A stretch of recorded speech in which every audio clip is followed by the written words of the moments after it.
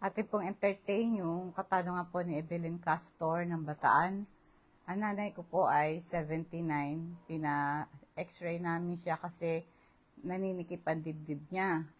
Ang resulta po ng x-ray niya, cardiomegaly at saka yung ateratomatous aorta. Ngayon po yung nanay ko po ay meron siyang liver problem. Regular din po siyang ini-injection ng EPO. May connection po ba yon sa kanyang paglaki ng puso? Sa akin pong YouTube channel, Rose Alfonso, pwede po kayo mag-subscribe para madagdagan ng kaalaman nyo tungkol sa kalusugan at para updated kayo sa aking mga bagong video. Meron din po akong Facebook page, Patnubay sa Kalusugan. Please subscribe, click lang yung follow, like, and share. Sasagutin ko na, Evelyn, yung itong katanungan mo, yung cardiomegaly. Ito isang condition kung saan ang puso ay lumalaki. Maaring ito resulta ng ibang sakit sa puso tulad ng hypertension, sakit sa puso o problema sa valvula ng puso. Yung ateratomatous aorta, ito isang condition kung saan nagkakaroon po ng bara sa aorta tulad ng mga taba, cholesterol. Ang tawag dito ay plaque or plaka sa Tagalog. Yung aorta, ito yung pinakamalaking daluyan ng dugo sa ating katawan. Itong mga plakang ito o barang ito ay maaring magbara sa daluyan ng dugo at magdulot ng atake sa puso or stroke. Ang mga ito ay maaring magdulot po ng panganib sa kalusugan dahil yung paglaki ng puso, nagpapahiwatig ito ng problema ka sa puso gaya ng heart failure. Ang ateratomatous aorta naman, nagdudulot din ng panganib sa stroke o iba pang mga cardiovascular events. Yung cardiomegaly at saka yung ateratomatous aorta ay dalawang seryosong kondisyon na medical na may potential na magdulot ng malubhang komplikasyon. Ang paglaki ng puso, tinatawag na cardiomegaly, ay maaaring nagpahiwatig na to, walang kakayanan ng puso na magbomba ng sapat ng dugo sa ating katawan. Humahantong ito sa heart failure. Magintanda din ito na may problema sa puso gaya ng valvular heart disease at saka yung cardiomyopathy. Ang ateratomatous aorta, kung saan yung mga bara o itong mga plakas ay nakabara doon sa pinakamalaking ugat sa ating katawan, lalo na nagsasapply dito sa heart natin, ay maaaring magdulot ng pagsisikip ang daluyan ng dugo. Maaaring magresulta ng kabawasan ng daloy ng dugo sa mga mahalagang organ ng ating katawan tulad ng utak at puso. Kapag yung plaka ay biglang nabasag, maaaring magdulot ito ng blood clot na maaaring magbarayan sa isang daluyan ng dugo at maging sanhi ng stroke at heart attack. Ang maagang pagtuklas at paggagamot sa cardiomyopathy at ateratomatous aorta ay makakatulong para maiwasan ng komplikasyon at mapabuti ang kalidad ng buhay ng pasyente. Paalala mo na po sa vitamin C at saka Super B complex para sa kalusugan natin. May mahalagang papel ito sa ating pong pangkalahatang health, pinapalakas yung ating immune system para labanan ng sakit at infection. Ito po tumutulong sa pagsipsip ng iron mula sa food para magkaroon tayo ng production ng red blood cells. Tumutulong din po ang vitamin C sa production ng collagen. Ang collagen isang protina na mahalaga para sa kalusugan ng balat at connective tissue.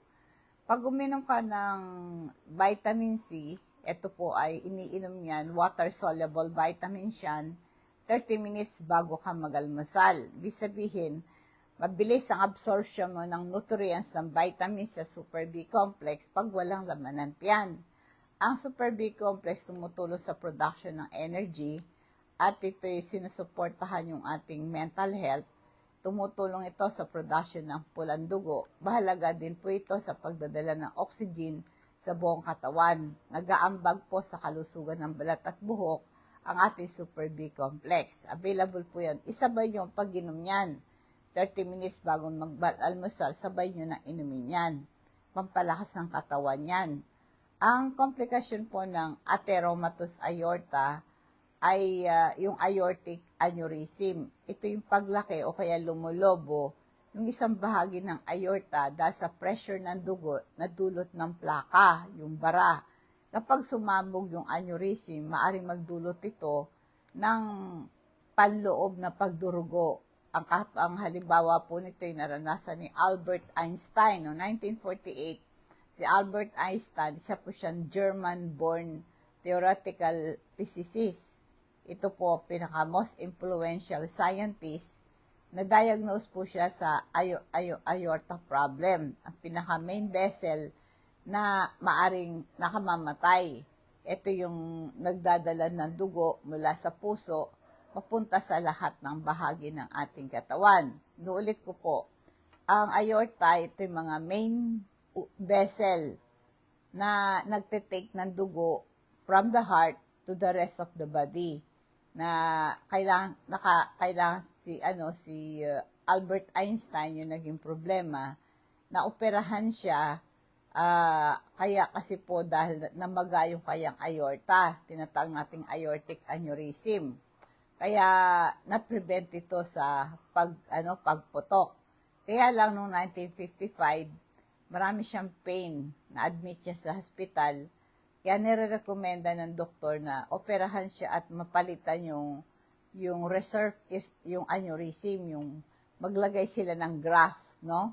Kasi kung wala itong surgery na to, papuputok yung ugat, magkaroon ng internal hemorrhaging, maaring ito yung nakakamatay. Sa edad na 76, hindi na siya nagpa-opera, pumutok ito na po ang kanyang kinamatay, itong si Albert Einstein. Isang halimbawa din po ng pagputok o paglobo ng malaking ugat from the heart to the different parts of the body, no? Itong si Tintin da Serra, nag-check-in siya sa City Garden, ito po yung 4-star hotel, nag-celebrate ng New Year's Eve sa mga nakasama yung kaibigan niya. Noong January 1, 2021, 23 years old na flight attendant ng PAL, ay nakita po siyang walang malay sa bathtub ng hotel room. At na-autopsy siya, ang kinamatay niya ay pumutok na ugat dito sa puso niya, aortic aneurysm. Mahalagang tandaan, ang atheromatous aorta ay maaring walang simptoma sa maagang yugto. Napakahalagang nagpapacheck up ng regular, lalo na kung ang kadahilanan ay nanganganib ang buhay mo. Paalala po sa crystal oil, ito po ay binubuo ng concentrated na plant extract. Merong iba't ibang benepisyo sa katawan, katulad po halimbawa, nagpapaginhawa ng sakit at pamamaga. Ito'y nakakatulong sa pamamaga dulot ng arthritis, mananakit ng lalamunan at sakit ng ulo. Maganda itong pampatulog. Ang crystal oil, nakaka-relax, ang aroma nito, nakakabuti sa kalidad ng tulog. Pang-decongest siya. Ang crystal oil nakatulong sa nakakatulong para makahinga kang mabuti. Ihaplas mo lang yan sa dibdib mo. Nawawala din po yung sakit ng tiyan. Ito yung may pangkalmanting effect sa digestive system natin. Nagpapaginhawa ng kabag, pananakit ng tiyan. Nakakatulong din ito sa pagkontrol ng pagduduwal at pagsusuka. Pangontra sa lamok, ang amoy po ng crystal oil ay hindi nagugustuhan ng lamok. Kaya tumutulong ito para itaboy. Nakakatulong din ito pag nakagat ka ng lamok tapos ang kati-kati, pahiran mo ng crystal oil, nawawala po yung kati. Ang isa naman po yung ating activated charcoal ay ito'y maitim na pulbos na kuha sa iba't ibang materyales tulad ng kahoy, baon ng nyog. Matagal itong ginagamit sa medisina dahil may iba't ibang benepisyo ang activated charcoal. Meron siyang antibacterial properties, pumapatay ng ilang uri ng bakterya sa bituka. Nagpapabawas ito ng pamaga at lalo na po kung yung mga para kang na food poison, no? Gamitin po activated charcoal pag na-overdose ka rin sa gamot, pag-control ng diarrhea. At saka ito'y tumutulong po sa pag-alis ng gas at bloating. Sumisipsip ng mga toxins sa bituka, nagbabawas ng gas, pangalis ng baho ng hininga. Maaring sumisipsip ng bacteria at toxins sa bibig, kaya nagpapabango ng hininga ito. Yan po ay available po ito sa patnubay, no? Ang tanong po, ang sabi mo, ang nanay mo ay meron siyang liver disease. Ang malalang sakit sa atay tulad ng cirrhosis ay nagdudulot ito ng pagtaas ng pressure sa mga ugat na nagdadala ng dugo mula sa atay papunta sa puso. Ang pagtaas ng presyon ay maaaring magpataas ng workload ng puso, magdulot ng paglaki nito.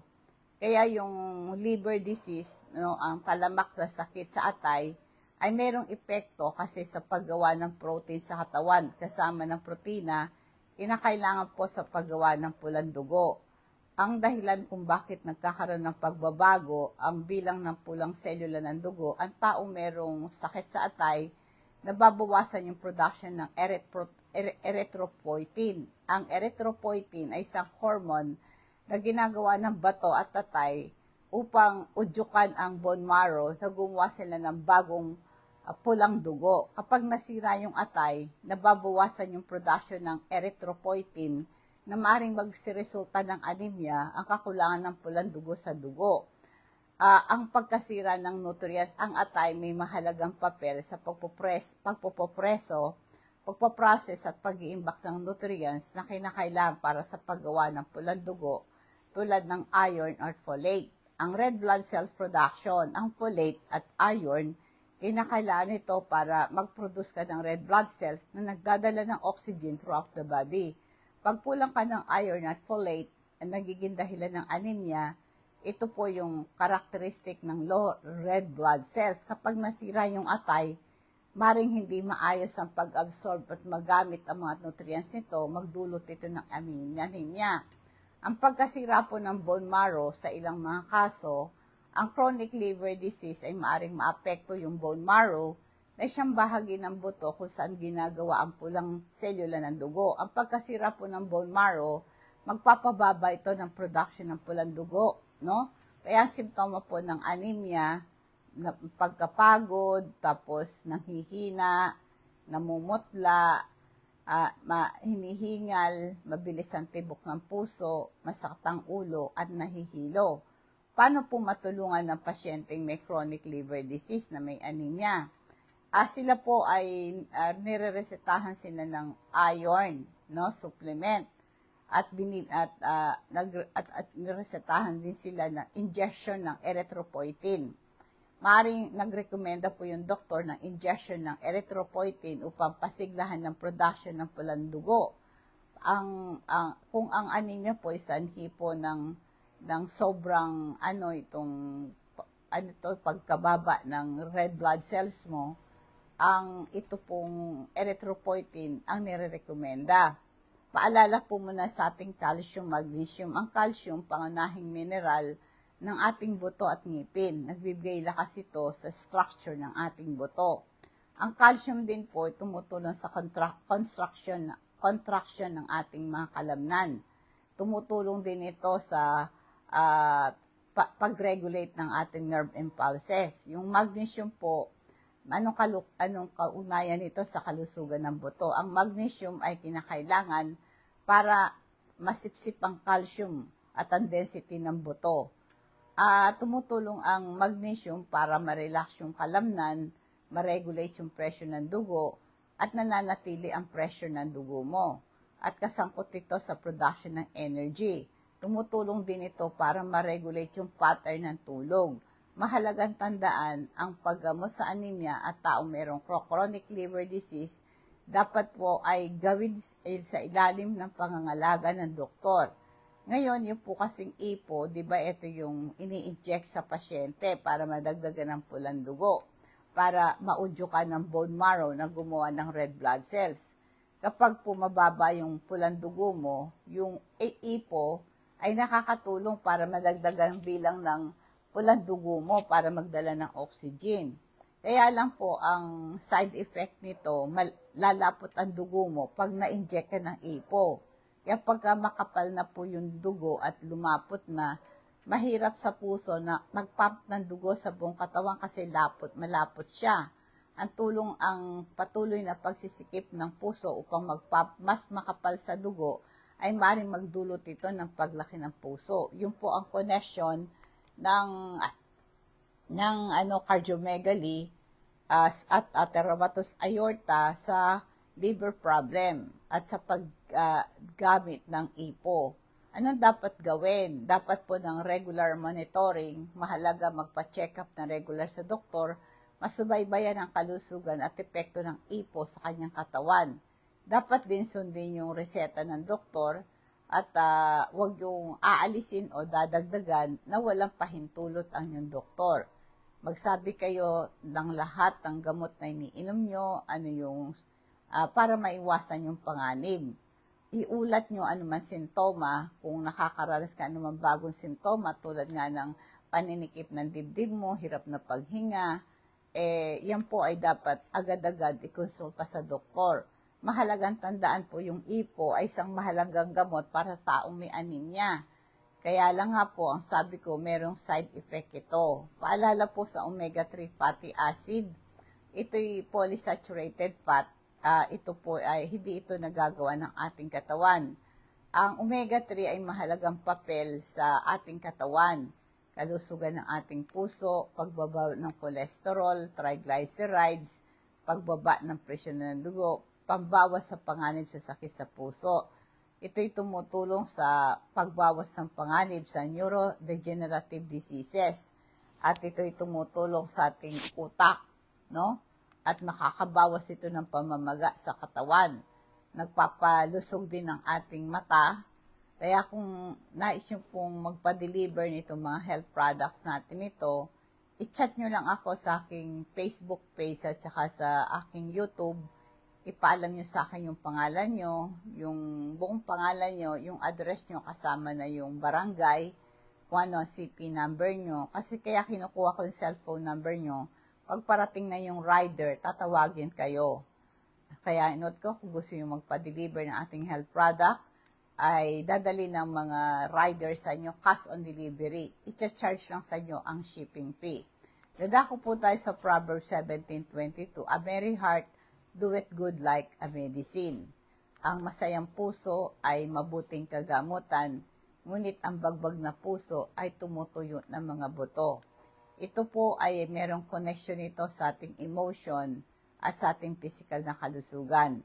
Ang mga taong positive ang pananaw ay nagkakaroon sila ng epektong kabutihan sa kanilang buhay. Yan napakahalaga. Ang mga negative po ay maaring magkaroon ng kapinsalaan. Ang pangunahing punto, ang sabi, ang kapangyarihan ng positive thinking at ay isang masayang puso, ito'y magandang gamot. Isang magandang katangian para madali kang gumaling. Ang positive emotion ay nagpapalakas ng ating immune system, nababawasan yung pong stress, at ang panganib ng negative na po ay ito'y pagkatuyo ng buto, sumisimbolo, pagkawasak ng negative emotion. Ang talamak na stress at pagkabalisa ay meron po itong kaugnayan, no, sa ating kalusugan. Ang ating damdamin at isip may malaki impluwensya sa ating physical na kalusugan. Magandang hapon po. Nawa pong pagpapala at patnubay ng Diyos ang sumatin. And God bless us all.